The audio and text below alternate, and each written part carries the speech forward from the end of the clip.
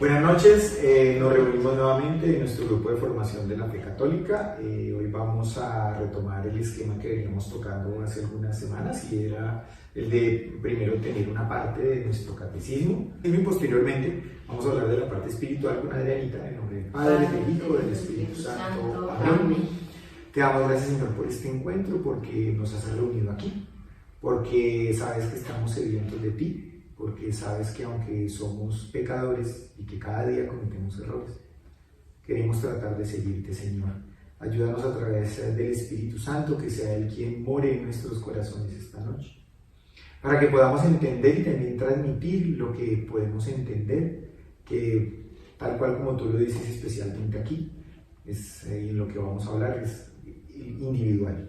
Cada ser, cada alma es individual e independiente, y ella es la que nos debe transmitir lo que tú nos quieres decir, Señor. Permite que tu luz florezca esta noche a través de lo que el Espíritu Santo nos sopla. Amén. Amén. Bueno, esta primera parte del catecismo vamos a tocar los ítems asociados al párrafo 6 en este catecismo, en la página 122. Inicia con lo que tiene que ver con el hombre. Entonces vamos a hablar un poquito, cualquier duda pues nos preguntan, si podemos resolverla lo hacemos, si no pues igual tenemos claridad, pues bueno, vamos entendiendo y siguiendo adelante.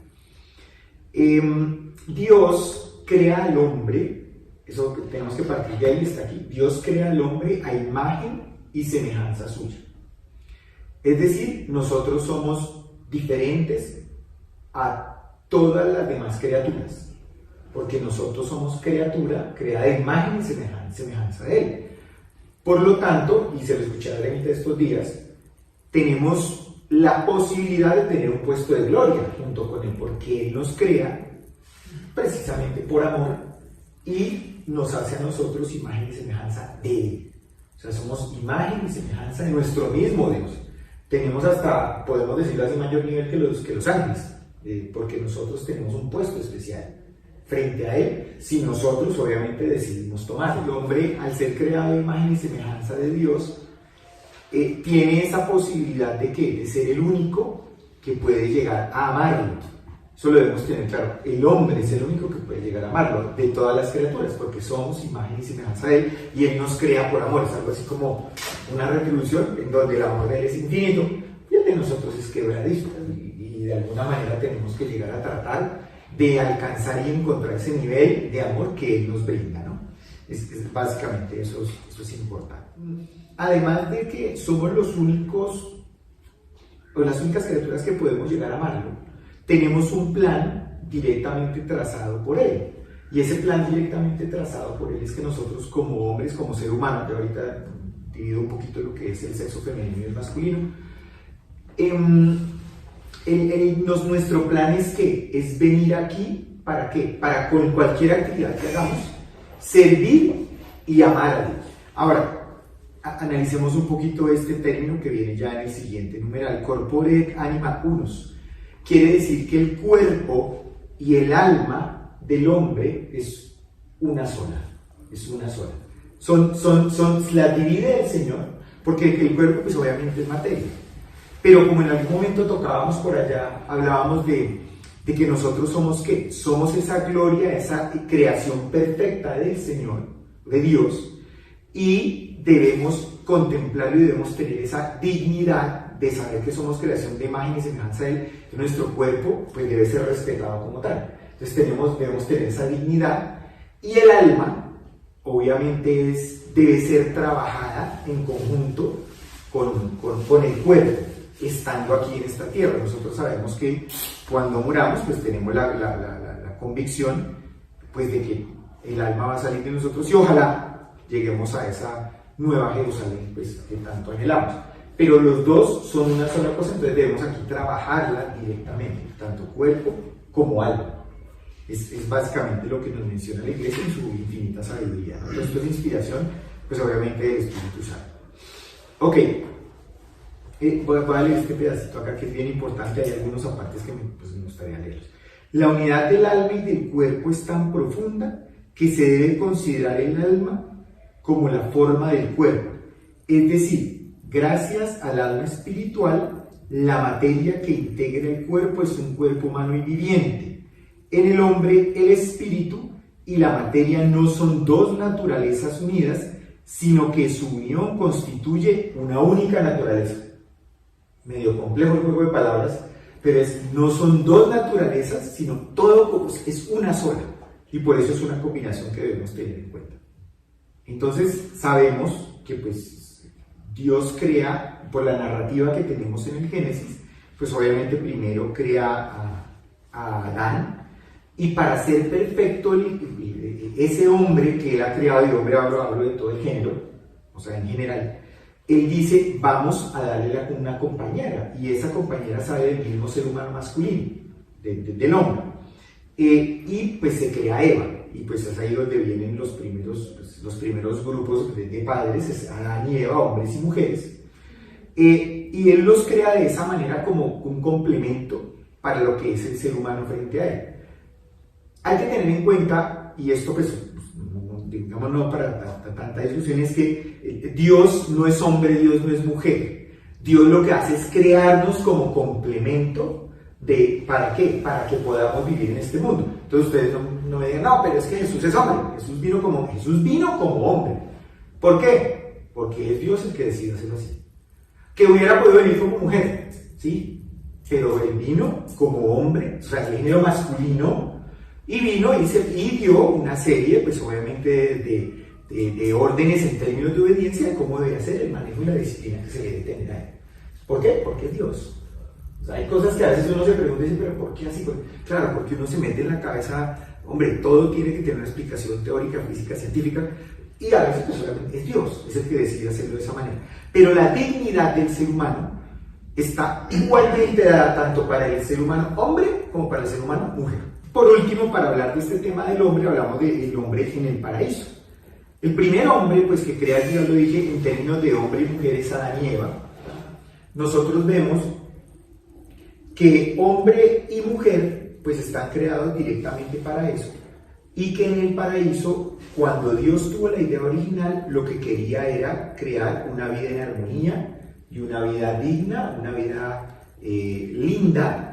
Y precisamente por eso ahorita mencionaba la Nueva Jerusalén, es como si fuera esa Jerusalén que él siempre quiso crear al comienzo, pero por efectos de esa concupiscencia es que se llegó al pecado, y ahí es donde el hombre muere, porque el hombre no estaba hecho para morir, pero por el pecado el hombre llega a alcanzar la muerte. Entonces, por eso siempre nosotros, dentro de lo que es el catolicismo, el cristianismo, asociamos el pecado con la muerte, con esa muerte a la que llegamos. Entonces es básicamente eso.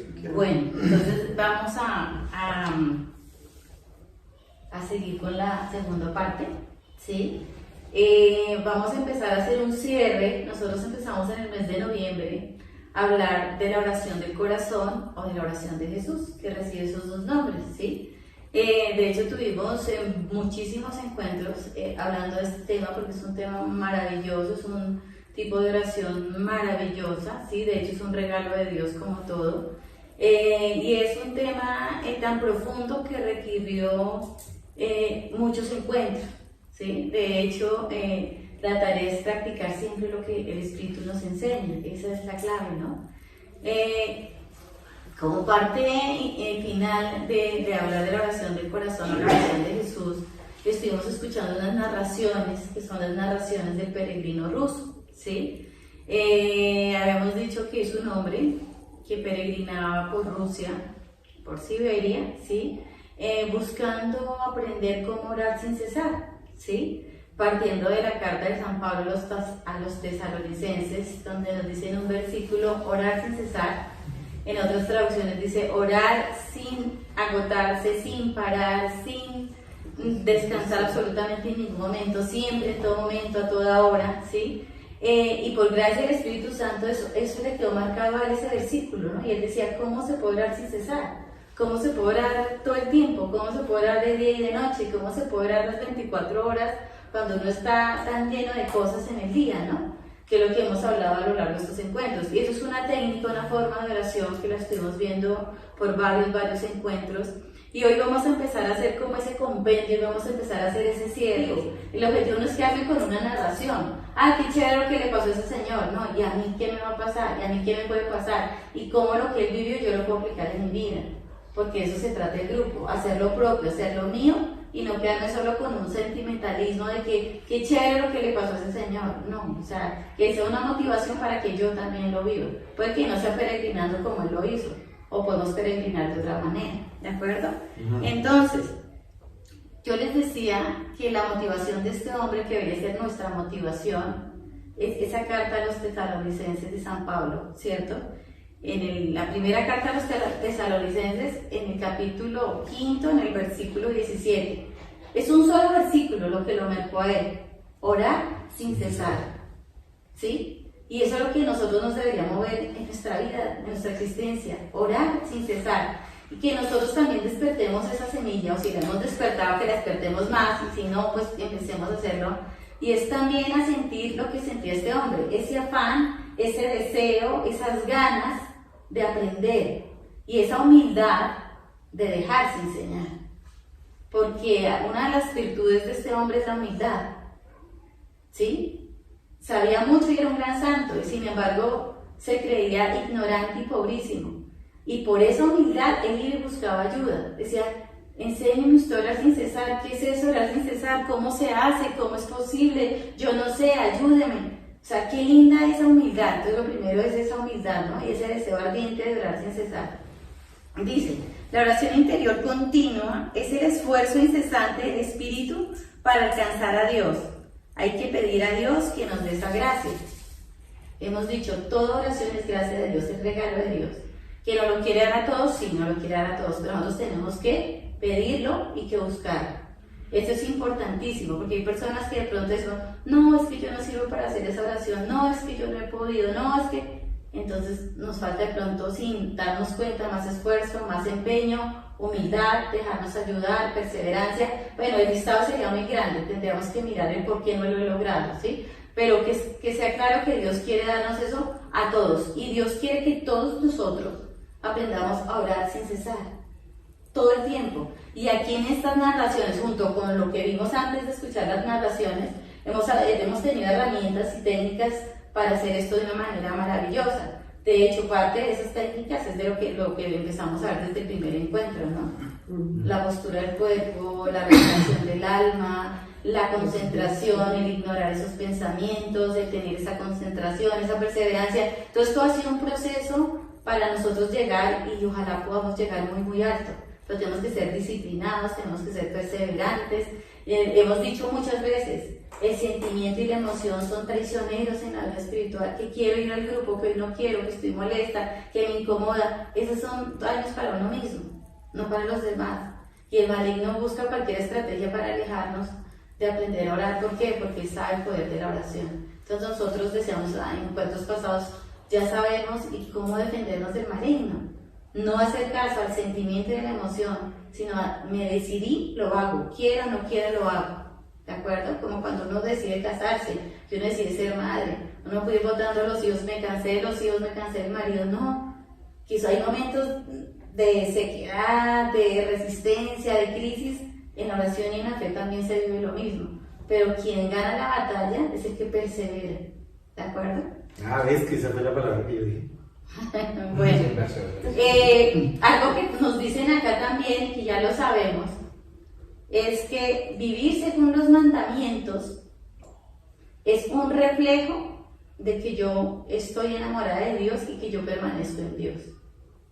Sencillo. Y esto se repite y se repite muchas veces, porque nosotros a veces decimos, sí, yo amo a Dios, sí, yo amo a Dios.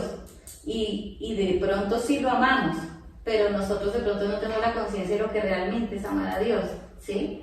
Entonces, un termómetro en la vida real, porque es que es bueno pisar tierra nosotros en estos encuentros, es decir, ¿yo realmente cumplo a cabalidad los mandamientos? Si la respuesta es sí, tú cumples a cabalidad los mandamientos, entonces estás enamorada de Dios y vas por el camino que es. Si la respuesta es a veces incumplo los mandamientos, a veces incumplo muchos, o a veces incumplo, entonces estás en un proceso de enamoramiento, pero no te has enamorado del todo de Dios. ¿Por qué? Y esto lo dicen mucho más adelante, y lo dice la Escritura, y lo hemos dicho todos, es cuando uno está enamorado, uno quiere agradar al enamorado. Y entonces cuando uno quiere agradar al enamorado, ya cumplir los mandatos no son una carga, ni son una ley, como a veces nosotros lo podemos ver. Entonces ahí es donde yo digo, si yo siento que algún mandamiento me es difícil, me es una carga, me es una ley, o siento temor de incumplirlo, entonces síguete enamorando de Dios, pero falta, ¿sí? Y es un proceso en el que nosotros tenemos que ser pacientes, tranquilos y humildes. Porque si yo, en algún momento yo voy a decir, yo cumplo los mandamientos a cabalidad por amor, sin esfuerzo, con suavidad, con alegría, con emoción, con ternura, entonces te felicito, tú permaneces en Dios y Dios en ti, entonces ya has dejado de pecar y te felicito. Y qué bonito, porque eso es lo que Dios nos pide en este mundo, sean perfectos como mi Padre es perfecto. O sea, eso no es una cosa idílica, decir, ay, qué bonito suena, pero imposible. Si a mí me parece imposible, entonces tengo que enamorarme más de Dios y tengo que buscar más a Dios para algún día, si Dios permite, antes de partir de este mundo, decir, oiga, sí se podía, y yo tuve la gracia de descubrir que eso sí era posible, cuando al principio creí que eso era imposible, que dejar ese pecado o ese vicio era imposible para mí. Dios nos cambia, si nosotros nos dejamos cambiar, ¿de acuerdo? Dice, orar sin cesar. Se aplican a la oración hecha por la inteligencia. La inteligencia puede estar siempre sumergida en Dios y orar sin cesar. Uno de los dones del Espíritu Santo es el entendimiento, que en algunas partes se le llama inteligencia, pero es el mismo don. Aquí le están hablando como la inteligencia, ¿sí? Y hemos dicho, eso lo sabemos ya por catecismo, que el don del entendimiento no es ese mismo don que nosotros conocemos humanamente de comprender con la razón las cosas. Cuando nos enseñan, por ejemplo, matemáticas, ay, sí, ya comprendí cómo se hace esa ecuación. Sí, tienes un don de inteligencia y de entendimiento, pero a nivel humano, más no a nivel espiritual. Lo que nos hablan aquí es del don espiritual, ¿sí? La inteligencia, del entendimiento. Comprendo las cosas de Dios en el momento en que Dios me las quiera revelar, ¿sí? Entonces, este don de inteligencia, cuando hacemos la oración sin cesar, es un don que se vuelve como incito, es decir, que entra en el corazón, permanece en el corazón y se amarra a la inteligencia de Dios. Es decir, mi inteligencia amarrada a la inteligencia de Dios. ¿Y qué ocurre? Que así yo tenga otras actividades, manejar, hacer la comida, trabajar, atender clientes, mi corazón ya está amarrado y anclado por el don de la inteligencia a Dios y mi alma sigue en oración. Y es algo maravilloso, que algunas almas ya lo han descubierto, otras estamos en proceso, otras no se ha descubierto, ¿verdad? Pero eso es maravilloso y eso es hermoso. O sea, yo creo que esto nos tiene que llenar de emoción, de alegría, de esperanza, de motivación, porque lo más lindo que le puede ocurrir a un alma en esta tierra es estar permanentemente unida a Dios. Eso es lo más hermoso que le puede ocurrir a un alma, ¿de acuerdo? Y básicamente eso es lo que buscaba el peregrino. Sí, correcto, exactamente. Ahora aquí nos dice, la pobreza de espíritu y la experiencia activa en la simplicidad de la oración es lo que nos permite descubrir este misterio. Aquí nos están diciendo claramente dos cosas. Tenemos que ser pobres en espíritu y humildes, para que Dios nos dé este regalo de la oración sin cesar. Dos condiciones: pobreza en el espíritu, es decir, desapegado de todo, creerme yo un recién nacido y que Dios me carga, me arrulla y Dios se encargará de mí, y no soy yo la que le da las instrucciones a Dios, como hacemos a veces en oración y lo hemos hablado muchas veces, ¿cierto? Eso es pobreza en el espíritu, un abandono y una confianza filial con el Padre, y la humildad. Dos cosas fundamentales en la vida de una persona que quiera caminar por los caminos de Dios, ¿de acuerdo? Entonces fíjense que aquí, como las experiencias de este peregrino van de la mano con las Sagradas Escrituras. Aquí no hay nada diferente y de pronto no hay nada nuevo, pero sí vale la pena que nos lo recuerden, ¿verdad? Es muy importante. Ahora, una parte que me fascina y me encanta, y es que nos ratifican aquí en estas narraciones que la oración es lo más importante, que sin la oración nada se puede, porque la oración, ya lo hemos dicho, es esa intimidad, es ese diálogo, es esa comunicación con Dios. Entonces, cuando yo estoy en esa oración, Dios me empieza a dar ¿qué? A dar la gracia de hacer obras buenas, a dar la gracia que me guste la oración, a dar la gracia de resistirme a las tentaciones, a dar la gracia de frecuentar los sacramentos, Es decir, a través de la oración, yo soy santa. A través de la oración. Porque un alma no puede amar lo que no conoce. Y la oración es ese medio para conocerme con Dios. El encuentro pasado decíamos, Dios nos jala, y Dios nos jala si nos dejamos jalar. Entonces la oración para nosotros los cristianos debe ser lo número uno. Y aquí y en todas partes nos enseñan muchas maneras de orar. Apliquémoslas todas. Esforcémonos por ejercitarlas todas en la medida de las 24 horas como podamos. Pero esta oración sin cesar es para las 24 horas con las actividades múltiples que nosotros tenemos. ¿De acuerdo? Hasta ahí hay algún comentario de las personas que no han escuchado nada y de las que ya escucharon algo.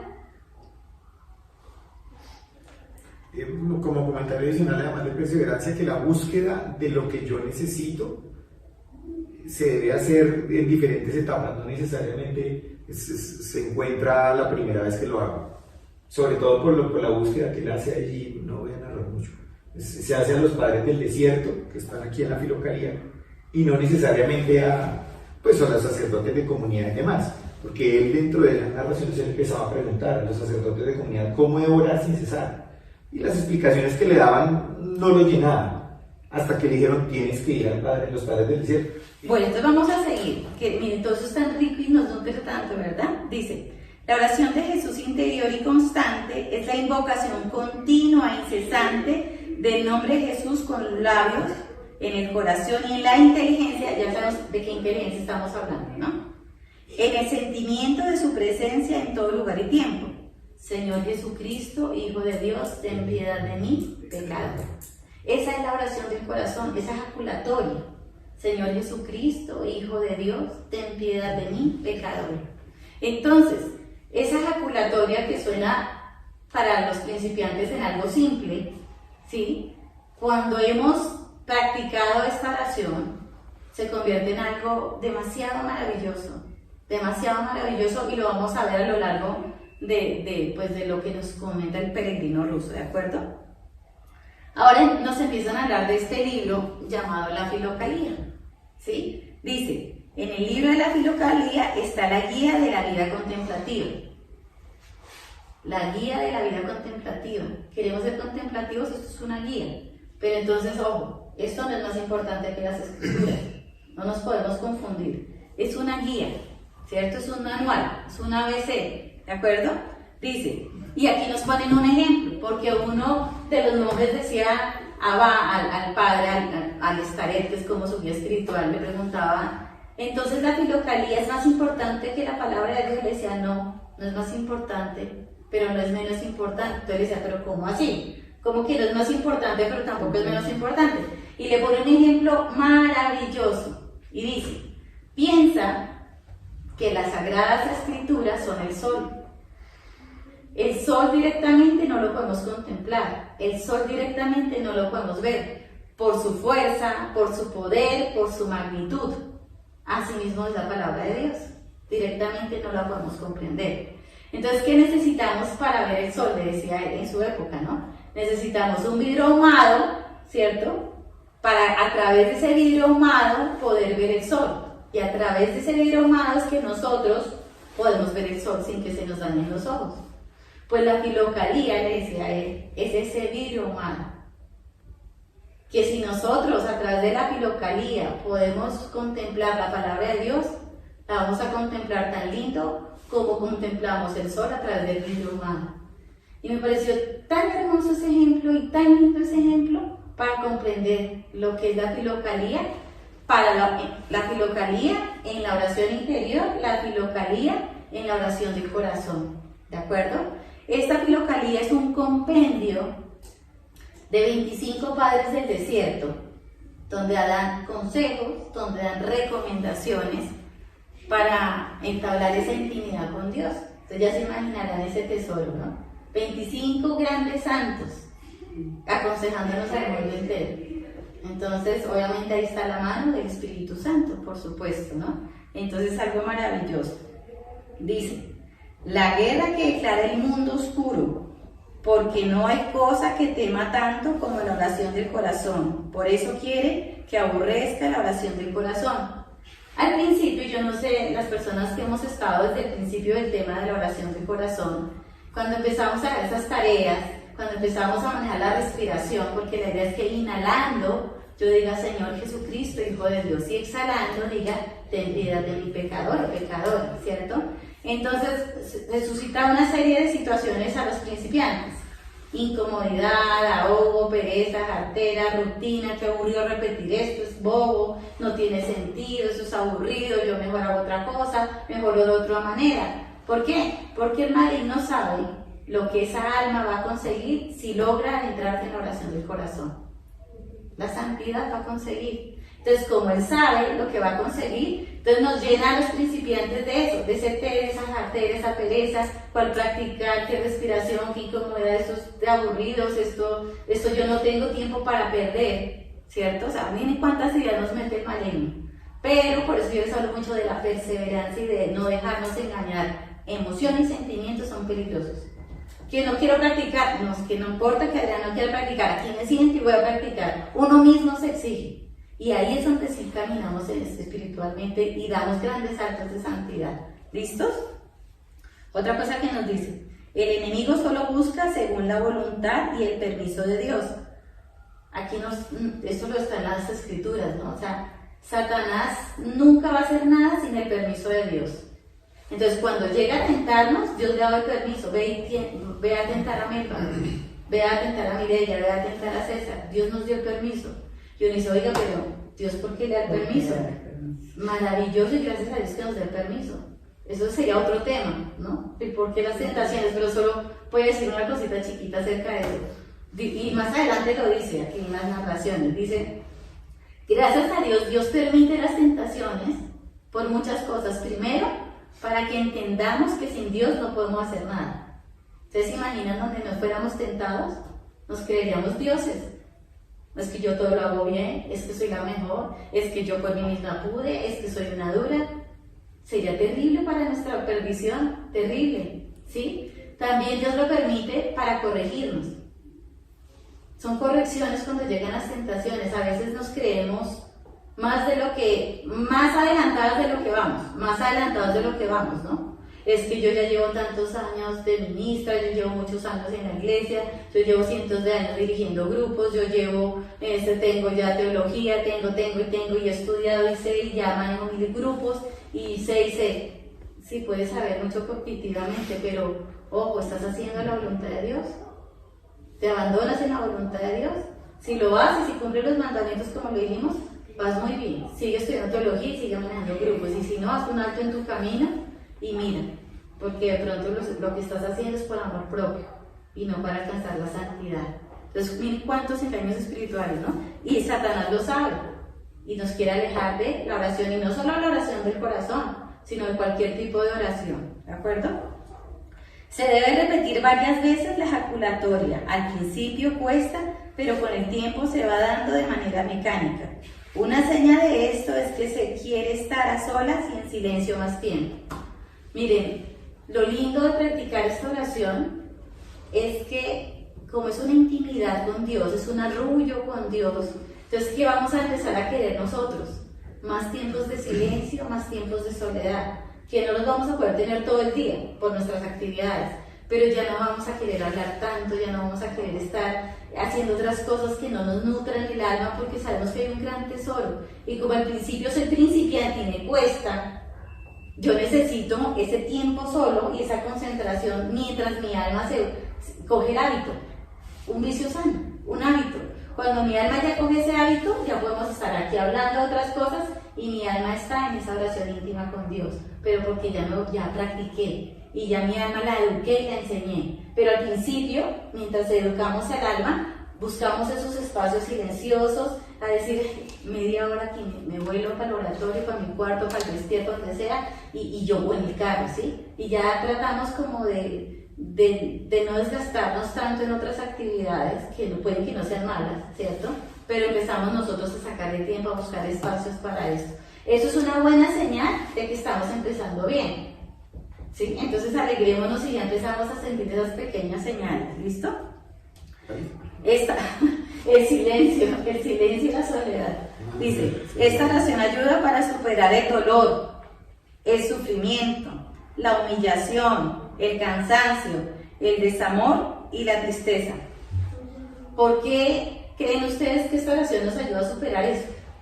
Que a los seres humanos tanto aborrecemos y queremos como echar para un lado. ¿Por qué creen?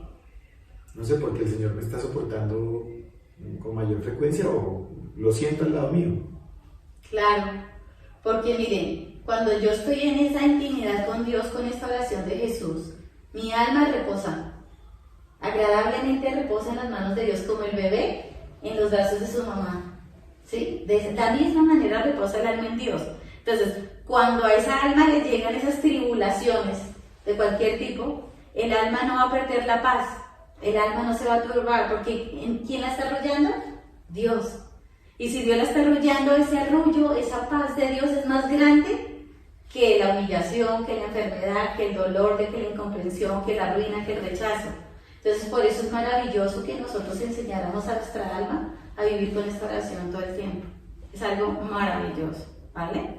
Bueno, hasta ahí, digamos que va el primer audio, ¿sí? Quiero que pues igual por tiempo lo dejemos acá. Entonces, pues muchísimas gracias por este encuentro y vamos a hacer la oración final. Amado Señor, esta noche queremos darte infinitas gracias porque nos traíste hasta acá y por la formación que nos das. Ayúdanos a vivir en perseverancia y en oración constante y no desfallecer en ningún momento. Gracias, Señor, por todo lo que nos enseñas. Ayúdanos en cada momento y en cada situación. Ti, Madre Santísima, acompáñanos en cada momento y en cada situación. Padre nuestro que estás en el cielo, santificado sea tu nombre. Venga a nosotros tu reino, hágase tu voluntad en la tierra como en el cielo. Danos hoy nuestro pan de cada día, perdona nuestras ofensas, como también nosotros perdonamos a los que nos ofenden. No nos dejes caer en la tentación y líbranos del mal. Amén. Dios te salve María, llena eres de gracia, el Señor es contigo. Bendita tú eres entre todas las mujeres, bendito es el fruto de tu vientre Jesús. Santa María, Madre de Dios, ruega por nosotros pecadores, ahora y en la hora de nuestra muerte. Amén. Gloria al Padre, al Hijo y al Espíritu Santo. Como era en el principio, ahora y siempre, por los siglos de los siglos. Amén. Dulce Madre, no te alejes, tu vista de nosotros no apartes. Ven por nosotros a todas partes y solo caminos de él. Ya que nos amamos tanto como verdadera Madre, que eres la que va a llegar al Padre y Santo. Amén.